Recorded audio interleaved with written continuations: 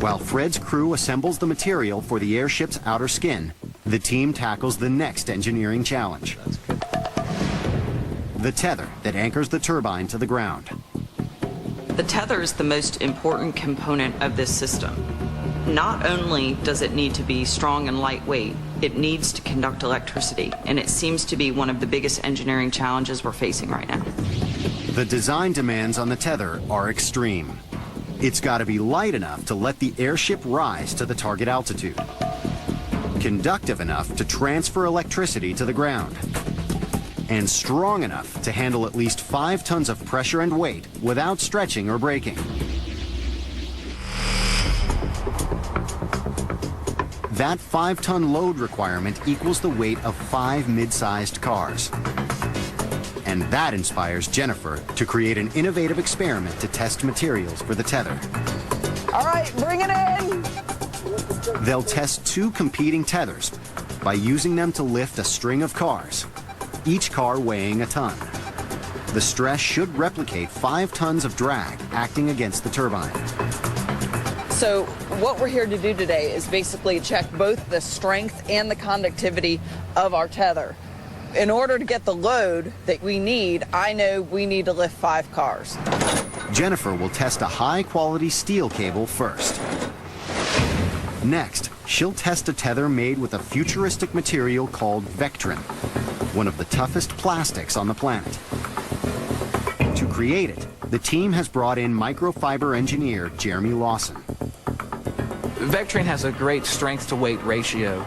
Other materials that are as strong, like steel or other metal alloys, just weigh way too much. We had to use a fiber, and Vectran was the best option. The molecular chains of conventional plastics are random and tend to stretch. Vectran molecules form in highly ordered chains, giving the plastic exceptional strength and stability. Over 500 Vectran strands will be woven together to form the core of the tether. It's super lightweight, it's super strong, and to transmit the power, you really need something that doesn't have a lot of elongation. Since Vectran can't conduct electricity from the turbine to the ground, copper wire must be wrapped around the tether to do the job instead. A revolutionary but untested design. We've never tested the entire system in conjunction with the copper wire. It's very much a prototype. The cars for the comparison test will hang first from a 15-foot section of steel cable, then from a 15-foot length of Vectran tether. The car headlights will be lit by an electrical current passing through the tether. If the lights stay on during the test, it proves the tethers could transmit wind-generated electricity from the ultimate aerial turbines. The winner will be the tether that can carry the most weight with the headlights still running. By nightfall, the team is ready to test the tether made of steel. A voltmeter will record any decrease in current as the electricity flows through the tether. A stress gauge will measure the weight as the cars, linked together by chains, are lifted one by one. I've got 12 volts going in. We're checked and ready here. You're good to go, so you can go ahead and start the lift. To pass the test, the tether has to suspend all 5 cars with their headlights on. All right, I'm starting to get 200 pounds. Stable on the electricity. All right, the second one's off because we're at 4,200 pounds. We're at 6,370, 6,370 pounds. So we are just over 3 tons. The sheathing's broken.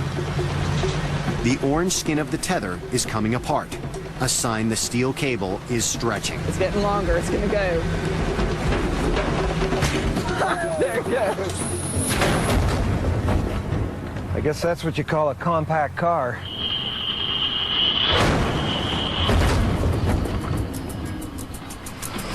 The steel tether broke at 3 tons. That's 2 tons under the target goal. That means if the steel tether was holding the airship, it would break under the strain of a mere 20-mile-an-hour wind. Everything's now riding on the copper-wrapped Vectran tether. Jennifer is still worried this high-tech, untested plastic cable will break under the strain of a 5-ton load. So this is your design, Jeremy. This is it, the real deal. Are you ready to start this? Let's do Ready it. to see it. Okay, let's start the lift. What we're looking for is 9,400 pounds. We're at 2,200 right now. We need to see 5 cars off the ground. 4,100. 4,100 pounds on the tether. Getting ready to go for 4 cars. We're at 6,400 pounds now. The steel tether snapped at this weight. We're at 8,400. So we are 1,000 away. 1,000 away from what you need to make your experiment work. We're almost there. We're at, 5 cars. let's watch it there and make sure it holds. The Vectran tether is holding all 5 cars with lights on. That's when Jen ups the ante. Let's lift that last car. So the tether has 12,000 pounds.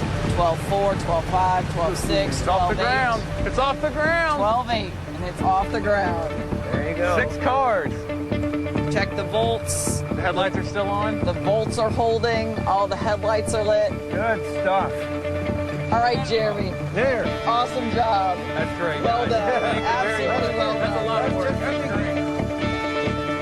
The Vectran tether has surpassed all expectations.